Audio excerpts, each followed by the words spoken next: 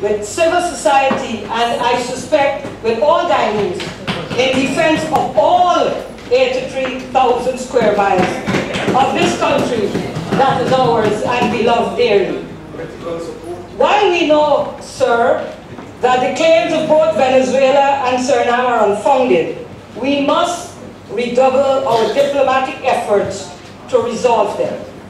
They must continuously be with us. Those efforts, as I said, to resolve them. Sir, during the 2012 budget debate, we called on the government of Guyana to move with dispatch to bring an end to the illegal quarantine crossing.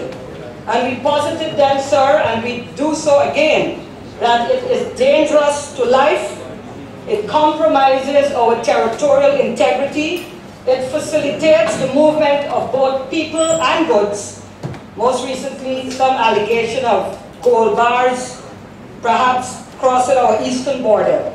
And in responding to that, our call, the Honorable Minister of Foreign Affairs did say that as recent as a few days ago, a meeting was planned for the end of June 2012 to further discuss the systems. I hope, sir, I understand the Honorable Minister has the privilege of speaking immediately after me, and she will, I am sure, give us an update on that issue. We are also aware, sir, that at the 201st observance of Venezuela independence on the 5th of July of last year, both Guyana and Venezuela be committed to the good offices process of the United Nations Secretary General to address this border controversy. APNU, sir, like all of Guyana, is also aware that the late President Hugo Chavez was very instrumental in keeping the Guyana-Venezuela border issue on the back burner. With his untimely death, sir, on the 5th of March of this year, and the rumblings in the recent past from the opposition in Venezuela about the need to determine this long outstanding issue, we urge this government to continue to ensure that CARICOM countries are fully mobilized and stand behind us. We know that basically at every heads of government meeting, the most recent being the 33rd last year in St. Lucia, that support was given and stated. But sir, I say this, APNU says this, particularly in the context, the evolving world, and the fact that even as we speak today, several of our CARICOM members belong to other regional bodies, for example, ALBA, which Venezuela is a major player. And of course, many of our CARICOM sisters, like Guyana, have agreements, Petro-Carib agreements with Venezuela. So, sir, we need, as we continue to mobilize CARICOM, to be cognizant of that changing landscape and ensure that CARICOM recommits, irrespective of their involvement in other bodies, that on Guyana-Venezuela controversy, they stand 100% alongside of Guyana. Mr. Speaker, it is worthwhile to note, and I go now to our relations with both Venezuela and Brazil. It is worthwhile to note that the decision of the then government of Guyana to establish an embassy in Brazil in 1969 drew the ire of the PPP. Indeed, in a press release, in August 69, the PPP proclaims, and I quote, "The latest waste of public funds is the setting up of an embassy in Brazil." The PPP on that occasion also called for the condemnation of the government of Guyana for aligning Guyana with reactionary foes. Sir, we on this side of the house, and I suspect quietly, even the PPP government, now salute, even quietly and in dark places, our visionary leader, LFS Burnham, for having such outstanding foresight. In the field of foreign diplomacy, he stands today in Guyana, and I dare say the Caribbean, unmatched.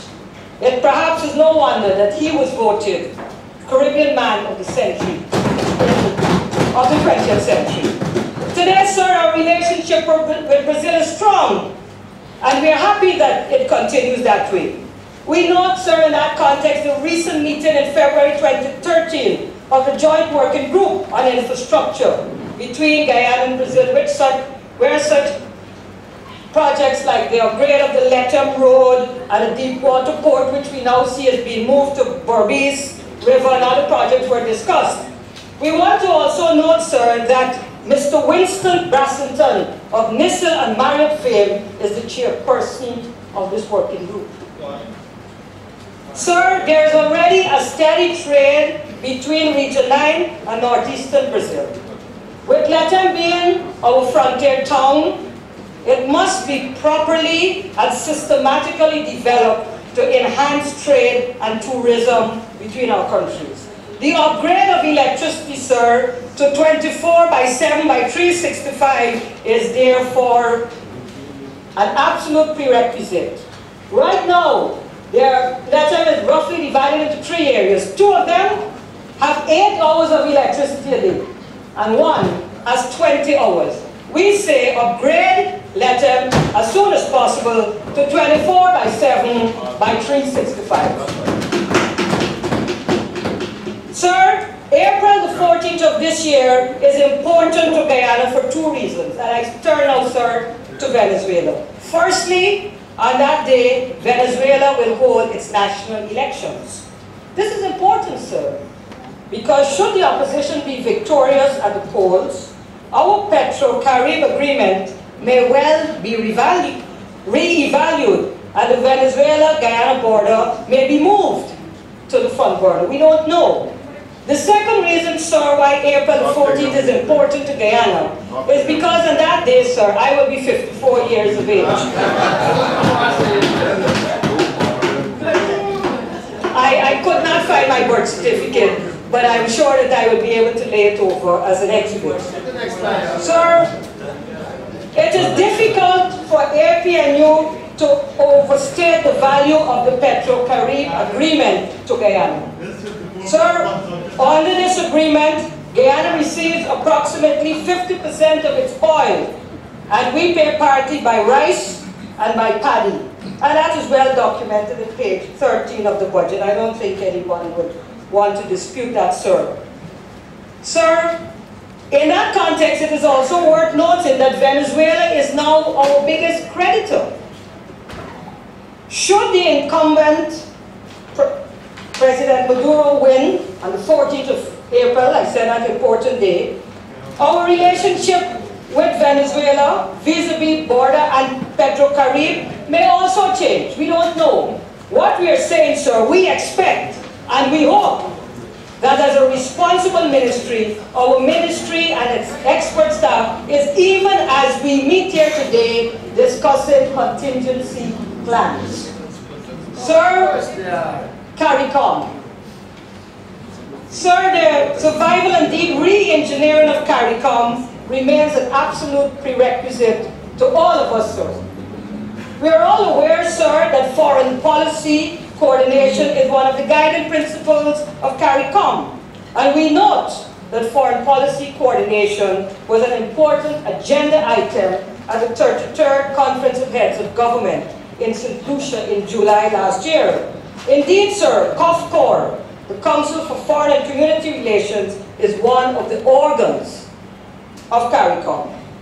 According, sir, to the revised Treaty of Chaguaramas, COFCOR is, among other things, responsible for coordinating the community's foreign policy, and I quote, in order to arrive at common positions in relation to third states, groups of states, and relevant intergovernmental organizations.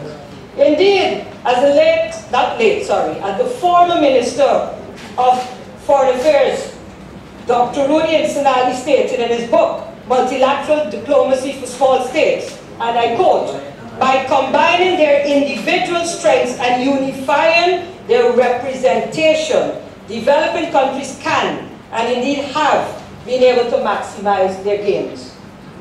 Sir, the truth is that in recent years, a coordinated foreign policy has not been, we respectfully submit, one of the success stories of CARICOM.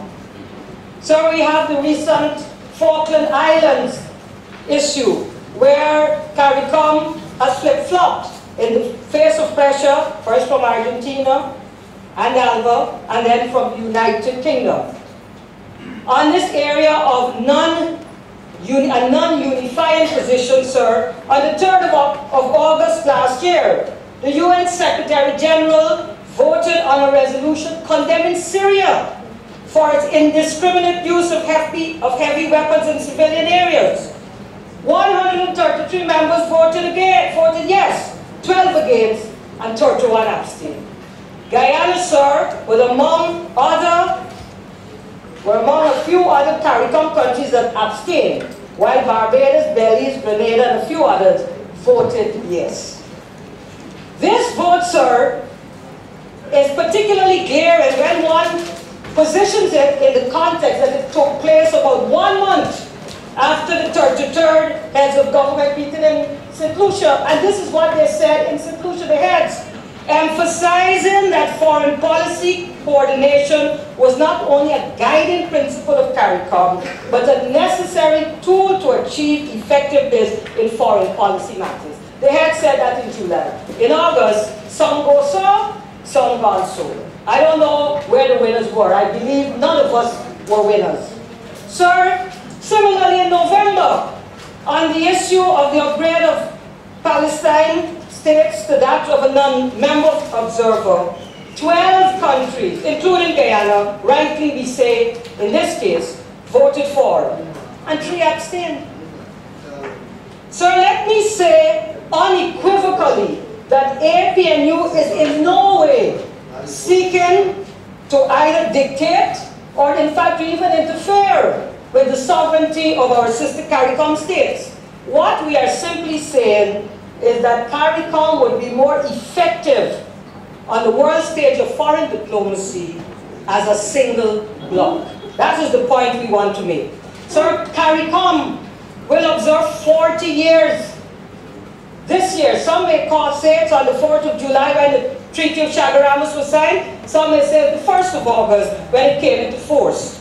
And it may be a good time for all members, including Guyana, to pause and reflect that the goal when forming CARICOM was, and I quote, unite their economies and give them a joint presence in the international scene.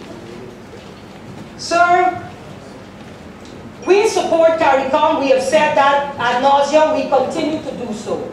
But we must be aware of its shortcomings, and we must be, I can't say man enough, we must be woman enough and man enough. People. We must be people enough, thank you very much, to stand shoulder to shoulder and accept that all is not perfect, but also accept that we cannot do without CARICOM. Sir, we always hear chants from the PPPC. And last night, the latest chanter was the Honorable Bishop Edgell. And the chant sometimes usually goes around this thing that they're the moral beacon, and these miscreants, the 33 miscreants, are trying to, no, he didn't use that particular word. But sir, I want to draw to the House's attention how the government has on 3 recent occasions misused international organizations for their own narrow political gains. One is economic, and the second 2 are political. Sir, the photocopying scam, that's what I call it. Copyright, sir, my colleague wants to make a statement of Globe Trust. Would we allow him now, sir? Include family. I want you to include family.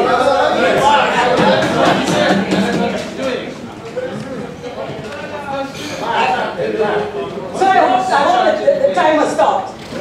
Thank you very much, sir.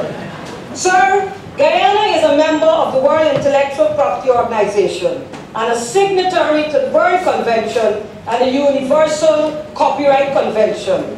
And we also domestically have an existing act, which altogether makes photocopying illegal.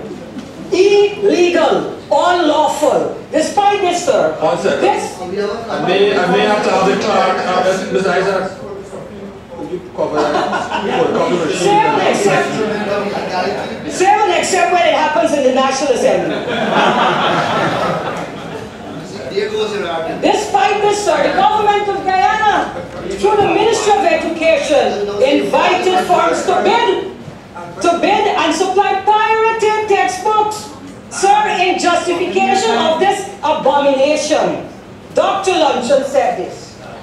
Dr. Luncheon said this.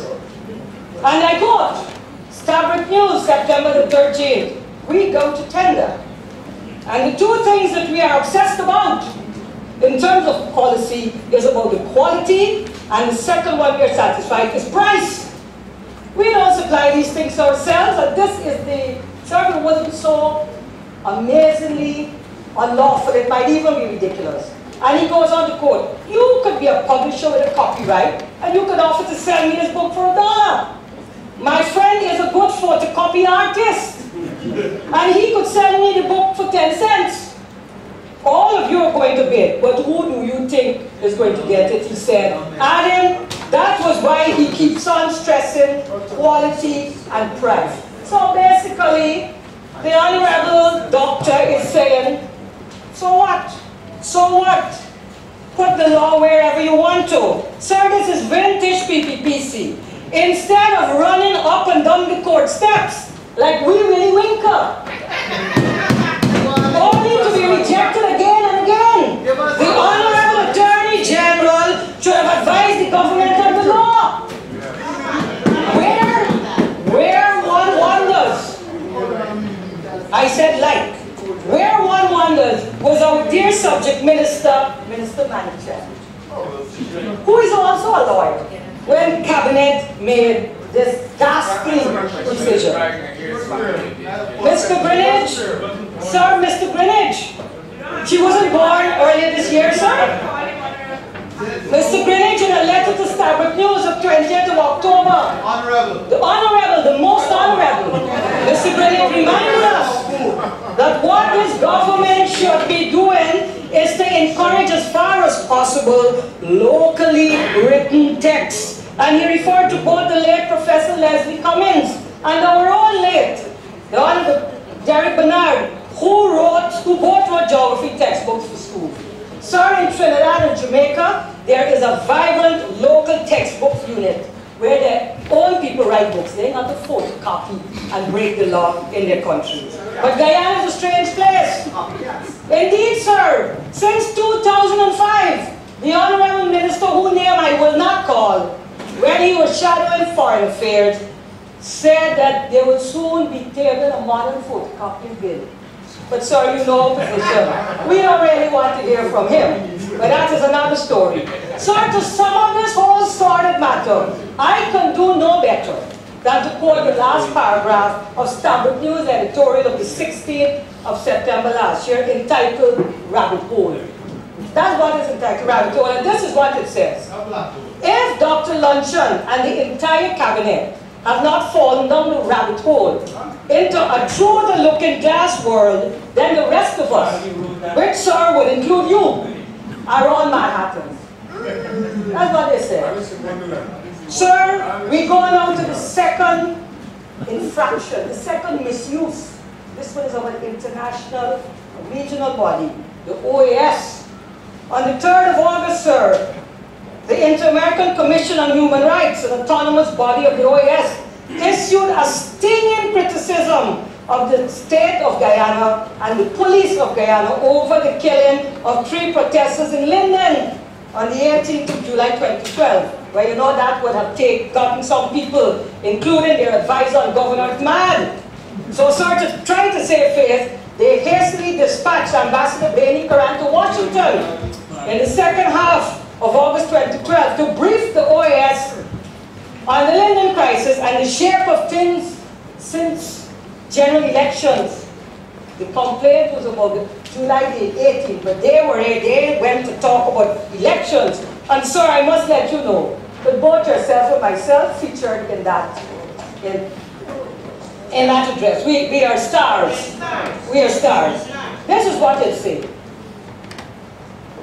Whatever the reason for recourse to the OAS, and this is the Star with News of August the 27th.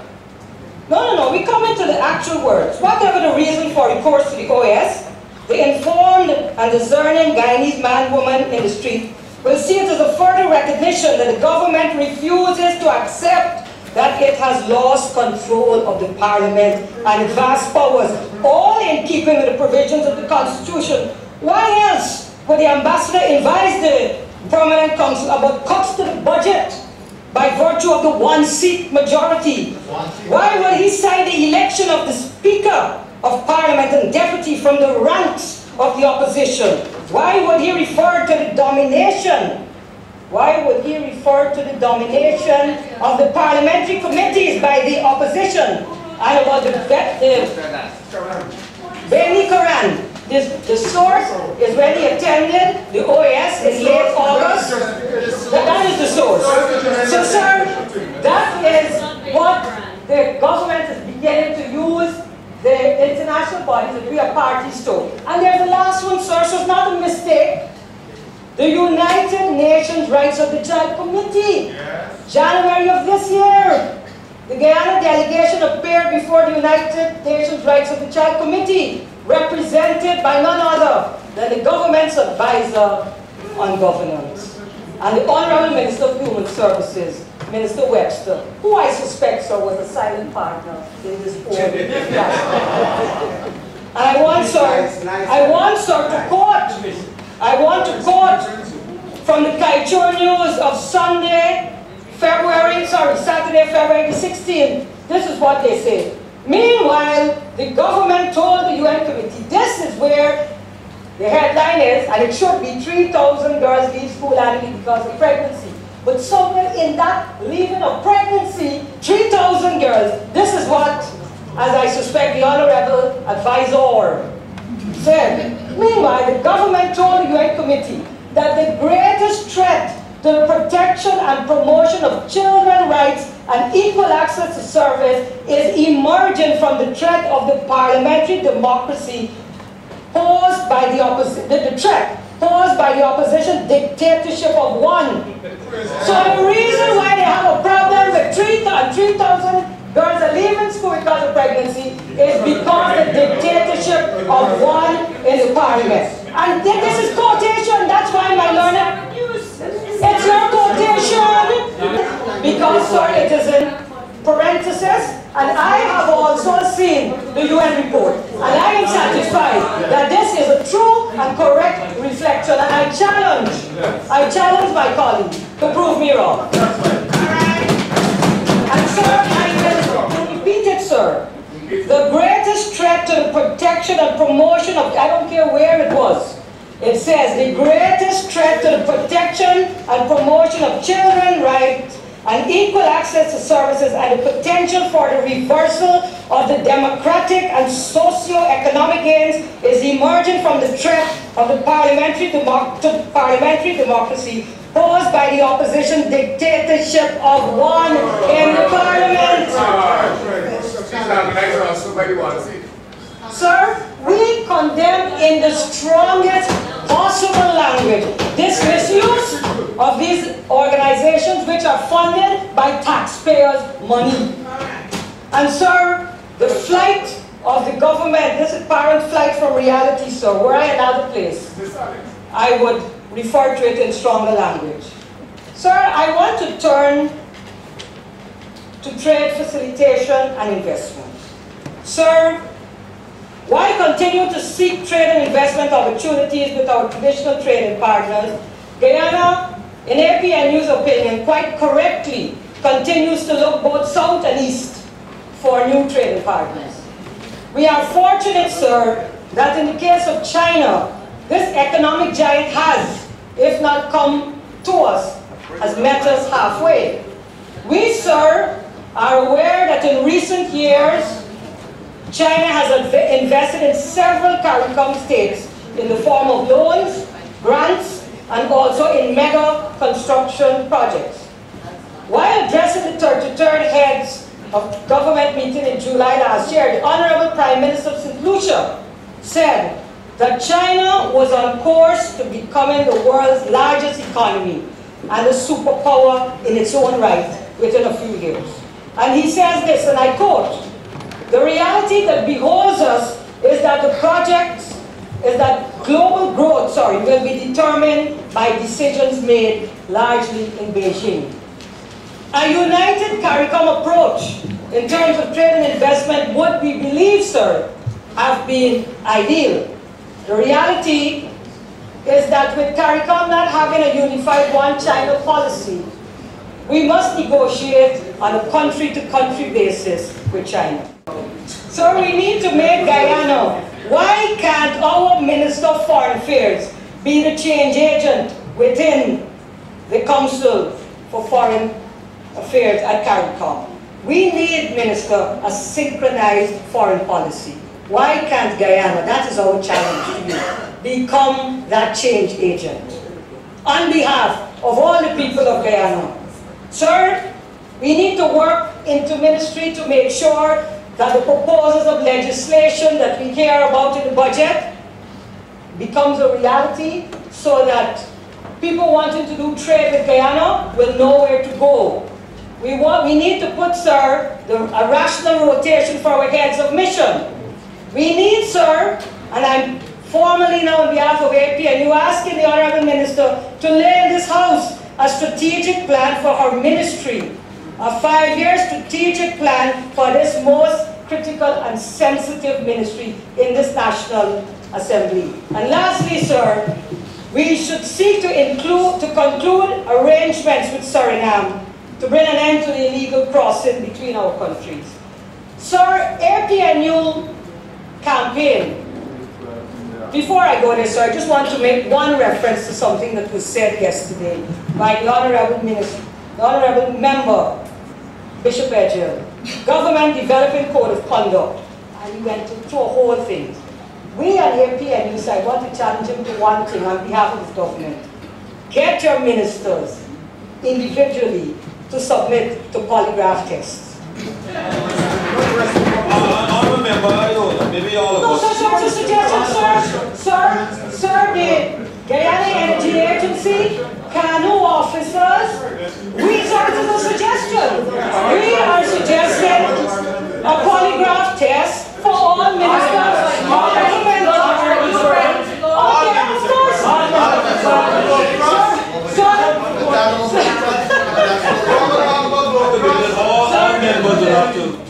So we have no problem with that.